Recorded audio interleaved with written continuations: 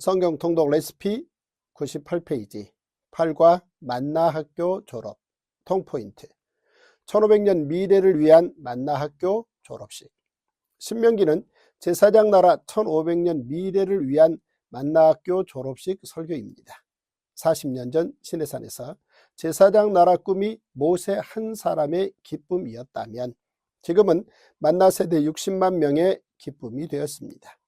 만나 세대는 40년 동안 광야에서 하늘 양식인 만나를 먹으며 모세에게 제사장 나라 교육을 받은 세대입니다.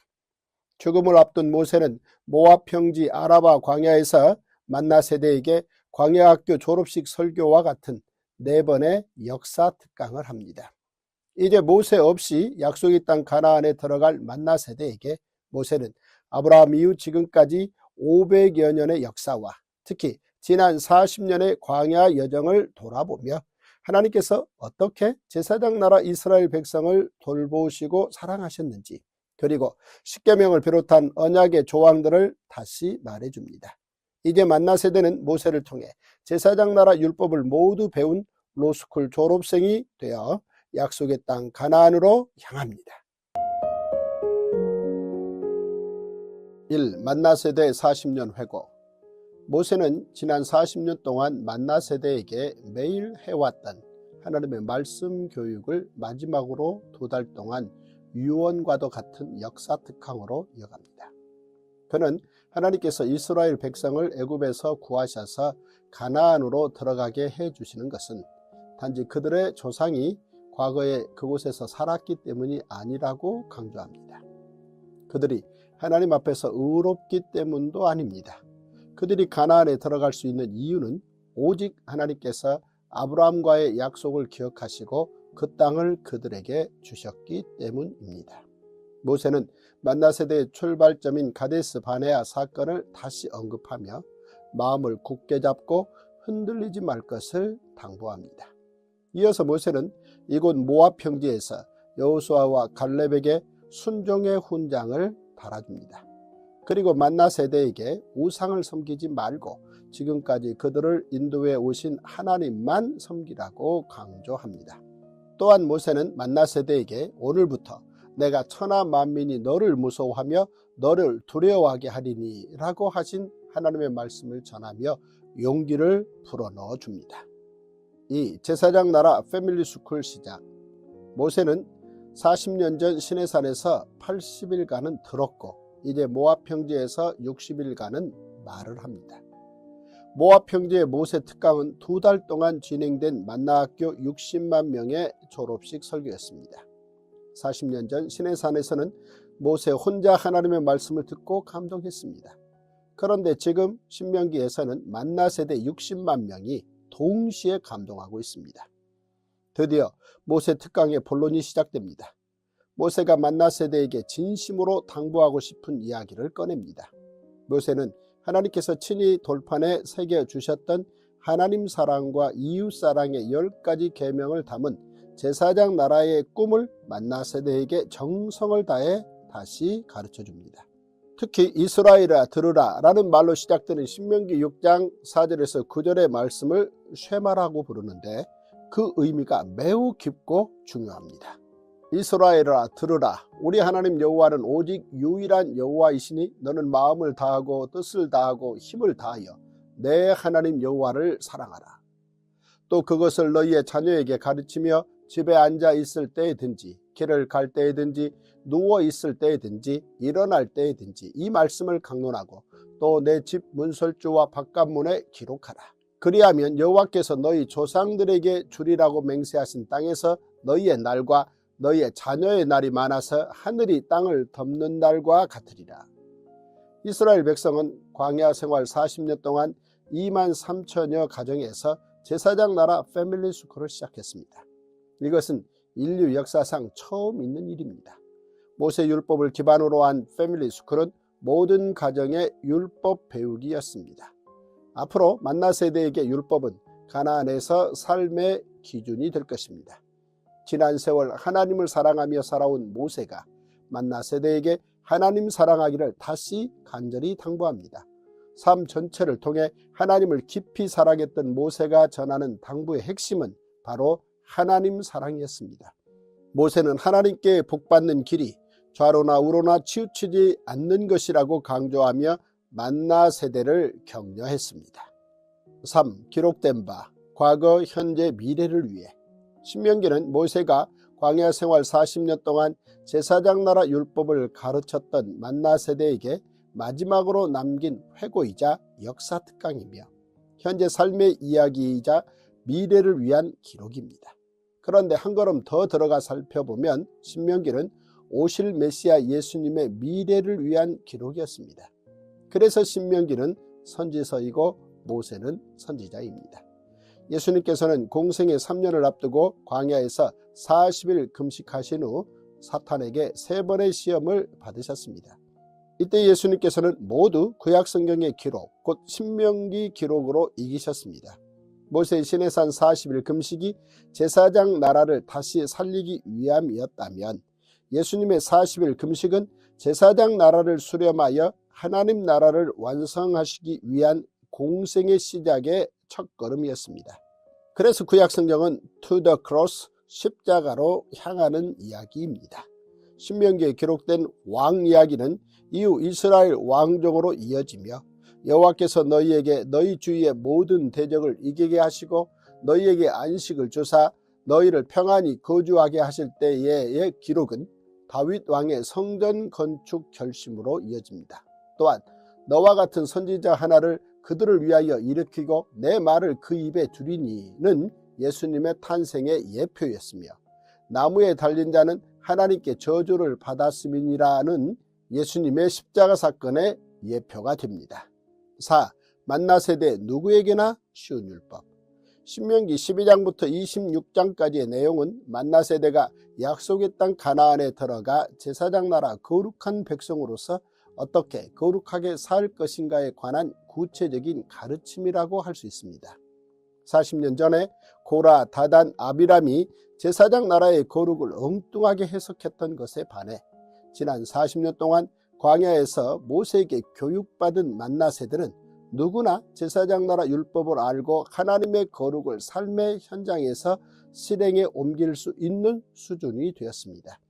이미 가나안 땅의 문화를 알고 계신 하나님께서는 이스라엘이 우상 숭배가 만연하고 음란한 가나안 문화 대신 제사장 나라의 거룩한 문화를 세워가기를 바라시며 미리 모세를 통해 만나 세대를 교육하셨습니다. 지정하신 예배 장소. 이스라엘이 하나님의 백성으로서 드려야 할 예배는 하나님께서 지정하신 성막, 바로 그 약속 장소에서 드려야 합니다. 다시 말해 제사는 반드시 하나님의 이름을 두려고 택하신 곳에서 드려야 합니다. 면제년. 이스라엘을 종되었던 곳에서 구해내신 하나님께서는 면제년을 명하십니다. 해방의 기쁨이 무엇인지 경험한 이스라엘 백성에게 아직 종으로 남아있는 형제들에게 자유를 주라고 말씀하시는 것입니다. 명절을 통한 이웃사랑 나누기. 하나님께서 이스라엘에 명령하신 3대 명절, 유월절, 칠칠절, 초막절은 종과 나그네, 레위인, 약한 이웃에게 유익이 돌아가도록 배려하는 기간입니다. 하나님과 제사장 나라 언약을 맺은 이스라엘 백성은 약자들과 함께 먹고 함께 기뻐해야 합니다. 공동체가 함께 지키는 명절은 제사장 나라의 신앙훈련이며 거룩을 행하는 일입니다. 도피성. 자신이 의도하지 않았는데 부지 중에 사람을 죽였을 때 몸을 피하여 생명을 건지는 곳이 도피성입니다. 도피성은 요단 동편의 3곳, 요단 서편의 3곳을 정하여 억울한 사람이 없도록 배려한 제사장 나라의 법입니다. 가나안 정복 후 설치된 6개의 도피성은 전국 어디에서든 하루 만에 도착할 수 있는 약 48km 이내에 있었습니다. 그곳으로 도망한 사람은 먼저 도피성의 성읍 장로들에게 재판을 받아 살인의 고의성이 없었음을 인정받아야 들어갈 수 있습니다. 그는 현직 대제사장이 죽기까지 도피성에 거주하다가 그 후에야 자기 성읍으로 돌아갈 수 있습니다. 제사장 나라의 도피성 제도는 크게 보면 우리 삶의 도피성 되시는 메시아 예수님의 예표입니다. 토지 소산과 11조의 올바른 사용. 하나님께서는 가나안 땅에 살게 되었을 때 농사를 지어 추수한 것의 11조를 하나님 앞으로 가져오라고 명하십니다. 11조는 고아, 과부, 나그네, 레위인과 함께 나누어 그들을 배부르게 하는 데 사용됩니다. 11조는 범사에 복받는 길입니다. 5. 제사장 나라의 긴 미래 이야기, 복과 저주. 모세는 만나 세대가 가나안 땅에 들어가서 가장 먼저 해야 할 일을 이야기합니다. 그것은 큰 돌들을 세워 거기에 율법을 기록하고 단을 쌓아 하나님께 번제와 화목제를 드리는 일입니다. 이스라엘에게 가장 중요한 것은 하나님과의 관계입니다. 하나님께서는 이스라엘 백성과 특별한 언약, 곧 하나님께서 이스라엘의 하나님이 되시고 이스라엘은 하나님의 백성이 되는 언약을 맺으셨습니다. 모세는 하나님과 이스라엘의 이 특별한 관계는 시대가 흘러도 변해서는 안 된다고 강조합니다. 만나 세대는 가나안에 들어가 6지파는 백성을 축복하기 위해 그리심산에 서고 다른 6지파는 저주를 선포하기 위해 에발산에 서야 합니다. 모세는 이때 레위지파가 어떤 일이 저주받는 일인지 알게 하기 위해 율법의 항목들을 외칠 것이며 모든 백성은 이에 아멘으로 응답해야 한다고 명합니다. 모세가 이를 당부하며 강조한 신명기 28장은 레위기 26장과 같은 제사장 나라의 긴 미래 이야기입니다. 첫째, 하나님께서 주신 모든 명령을 지켜 행하면 복을 받을 것입니다. 둘째, 그러나 만일 불순종하면 저주를 받을 것입니다. 하나님께서는 모세를 통해 먼 훗날 발생하게 될 안타까운 역사 현실을 예고하며 경고해 주십니다. 하나님께서 주신 복과 저주의 경고는 개인이 그리고 민족이 하나님의 말씀에 순종하느냐 불순종하느냐에 달려 있습니다. 율법에 대해 다시 정리하면 다음과 같습니다. 첫째, 율법 늘 새롭습니다. 둘째, 율법 가까이 입에 있습니다. 셋째, 율법 어렵지 않습니다. 넷째, 율법 새 언약을 예고합니다. 다섯째, 율법 영원한 언약 복음으로 향합니다. 6. 모세의 노래. 신명기 31장에서 34장에는 만나 세대를 향한 모세의 마지막 당부와 축복이 기록되어 있습니다. 지난 40년 동안 하나님과 이스라엘 백성 사이를 오가며 하나님의 종으로 이스라엘 백성을 위한 지도자로 살아온 모세는 그의 사역을 정리하는 시점에서 이제 자신의 후계자로 정해진 여호수아의 리더십을 세우고 만나 세대가 약속의 땅 가나안에 들어가 제사장 나라 거룩한 백성으로서 행해야 할 일들을 전했습니다. 특히 모세의 노래는 지금까지의 이스라엘 역사를 요약한 것으로 이스라엘 백성이 영원히 기억해야 할 노래입니다. 신명기는 모세의 죽음으로 마무리됩니다. 이스라엘 역사의 광야 시대가 대단원의 막을 내리고 이제 여호수아와 함께 가나안에서의 역사가 시작됩니다. 모세는 광야 40년을 되돌아보며 하나님의 은혜를 기억하고 신앙을 고백하는 시편을 남겼는데 바로 시편 90편입니다. 모세는 노년이라 할 수 있는 120세에 5권의 책, 창세기, 출애굽기, 레위기, 민수기, 신명기와 시편 90편을 썼습니다. 이후 사도 요한도 모세처럼 90세가 넘는 노년에 5권의 책, 요한복음, 요한1서, 요한2서, 요한3서, 요한계시록의 책을 기록했습니다. 성경 속 하나님의 사람들은 이처럼 나이가 들수록 더 총명해지고 하나님을 더욱 사랑했습니다. 모세오경과 모세의 시편은 이후 다윗의 시편으로 이어지며 메시아 사역을 예고합니다. To the cross, 십자가로 향하는 레시피. 예수님의 십자가를 예고하는 나무에 달린 자. 나무에 달린 자 저주. 예수님의 십자가 예고. 성경에는 복과 저주가 기록되어 있습니다. 창세기에서 시작된 복과 저주 이야기는 모세 시대의 구체적인 내용으로 표현됩니다. 예를 들어 신명기에 기록된 나무에 달린 자는 하나님께 저주를 받았음이니라 해서 저주의 실체는 나무에 달린 예수 십자가로 규결되어 해결됩니다. 인간의 죄와 저주는 때려야 뗄 수 없기에 십자가의 속량이 필요한 것입니다. 저주의 문제는 예수 그리스도께서 십자가 단번 제사를 통해 우리의 죄를 속량하심으로 해결되었습니다. 궁극적으로 요한계시록에 게시된 새하늘과 새 땅에는 저주가 없습니다. 성경의 복과 저주는 세상 사람들이 말하는 복과 저주와 다릅니다. 성경이 말하는 복과 저주는 하나님의 중요한 통치 내용이기 때문입니다. 그리스도께서 우리를 위하여 저주를 받은 바 되사 율법의 저주에서 우리를 속량하셨으니 기록된 바 나무에 달린 자마다 저주 아래에 있는 자라 하였습니다. 움직이는 성막시대에서 움직이지 않는 성전시대 예고, 하늘 성소 예수님의 십자가. 다윗이 성전 건축에 대해 나단 선지자와 의논한 것은 신명기 기록을 기준으로 움직이는 성막시대에서 움직이지 않는 성전시대를 열고자 했기 때문입니다. 다윗이 성전 건축의 기준으로 삼은 신명기의 기록은 다음과 같습니다. 여호와께서 너희에게 너희 주위의 모든 대적을 이기게 하시고 너희에게 안식을 주사 너희를 평안히 거주하게 하실 때에 너희는 너희의 하나님 여호와께서 자기 이름을 두시려고 택하실 그곳으로 내가 명령하는 것을 모두 가지고 갈지니.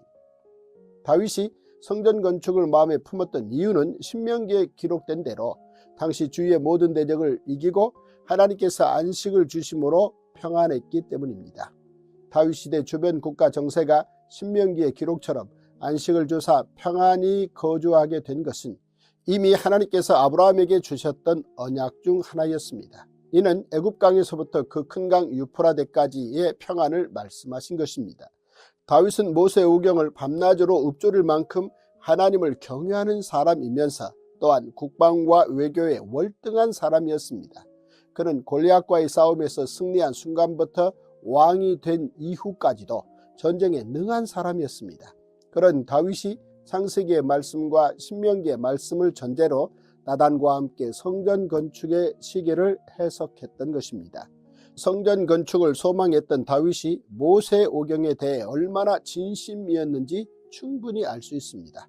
손으로 지은 예루살렘 성전이 있어야 예수님께서 손으로 짓지 아니한 하늘 성소에 오르셔서 십자가 사역을 완성하실 수 있습니다. 제사장 나라에서 왕정시대가 열릴 것을 예고, 진정한 왕이신 예수님의 통치로. 왕정에 대한 신명기의 말씀은 모세 이후 500여 년이 지나 다윗이 이 말씀을 기억하며 이스라엘 왕정에 적용합니다. 이스라엘의 초대왕 사울과 달리 다윗은 제사장 나라 이스라엘의 왕을 대제사장에 이어 기름 부음을 받은 중요한 제사장 나라의 공직자로 인식했습니다. 대제사장이 성전 제사와 명절을 이끌며 중앙으로 집중하게 하는 사명자라면 왕은 제사장 나라 국방의 경계를 지키고 사회적 안정성을 도모하는 사명자입니다. 다윗은 앞장서서 하나님께 헌신하는 제사장 나라 공직자가 왕이라는 사실을 알았던 것입니다. 다윗은 제사장 나라 거룩한 백성으로 하나님의 통치를 받는 제사장 나라의 공직자로, 그리고 하나님의 종으로 제사장 나라의 충성도를 높이는 삶을 살았습니다. 다윗의 이러한 삶은 예수님께서 다윗의 후손으로 유대인의 왕으로 만왕의 왕으로 이 땅에 오시기 위한 준비였습니다. 선지자로 오실 예수님 예고. 제사장 나라에서 기름 부음의 상징은 대제사장 아론, 왕 다윗, 그리고 선지자 엘리사입니다. 예수님께서는 기름 부음 받은 이 곧 메시아로 이 땅에 오셨습니다. 구약 성경은 to the cross, 십자가로 향하는 이야기입니다. 구약 성경은 결국 예수님께서 대제사장, 왕, 선지자로 오실 것을 예표하고 있습니다. 신명기에는 예수님께서 선지자로 이 땅에 오실 것이 예언되어 있습니다. 내 하나님 여호와께서 너희 가운데 내 형제 중에서 너를 위하여 나와 같은 선지자 하나를 일으키시리니 너희는 그의 말을 들을지니라.